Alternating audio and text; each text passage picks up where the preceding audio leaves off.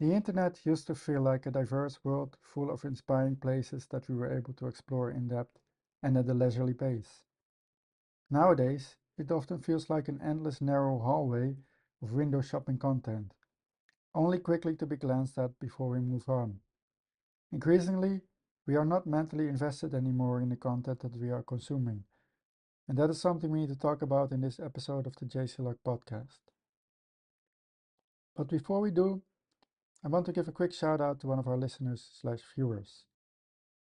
In response to the JC Log podcast 19, The Lost Feeling of the Early Internet, Ken Vivetten 595 wrote on the YouTube channel, "I miss being able to get literally everything of LimeWire."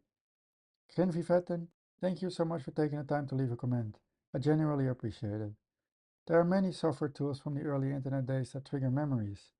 For me personally, Winamp is one of those that comes to mind.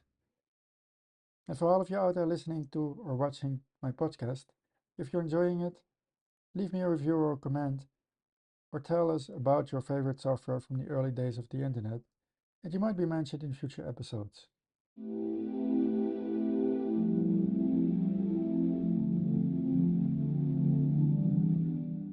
Welcome to episode 21 of the JCLog podcast.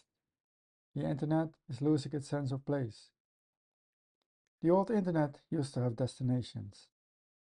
In the old internet days, we visited forums, fan sites, and personal pages to connect with like-minded online friends.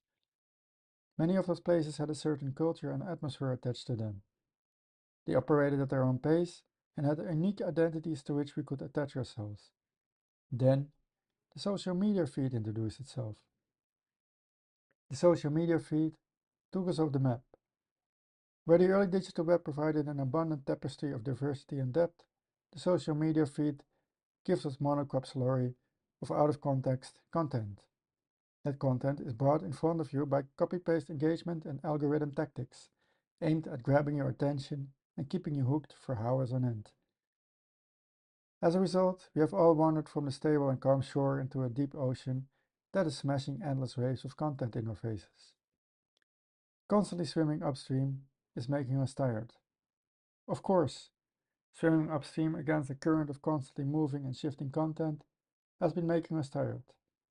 All around us, we see a similar looking ocean, and we are so occupied with it that we forget to look for stable land, a place that lets us stop and rest. But we need to stop for a moment and open our eyes. We have to look for the little islands in the ocean. If we allow ourselves to look out for little islands of relief, we suddenly start to notice that they are actually peppered all over the ocean, each with their own identity and hidden surprises. Those islands take on the form of in-depth newsletters with long-form articles, of slow media live streams in which creators are diligently and patiently showing their viewers how they are working on art projects, and of ambient sound and music websites that make us relax or concentrate. More and more people are finding out that these digital spaces of relief and shelter are necessary in our increasingly chaotic internet lives. And we are not landing on them because we are in search of better content, but because we have a deep desire to visit places that still make us feel human. Thanks for listening to episode 21 of the JCLog podcast. The internet is losing its sense of place. If you got something valuable out of it, it would mean a lot to me if you followed the podcast, left a review, or shared the episode with someone who might enjoy it too. You can find all the links, resources, and additional context in the accompanying descriptions. And you can find the show notes and the transcription on my website, also linked in the description. If you're listening to this episode on Apple Podcasts, I will be very happy if you leave me a review over there. It would help me a lot.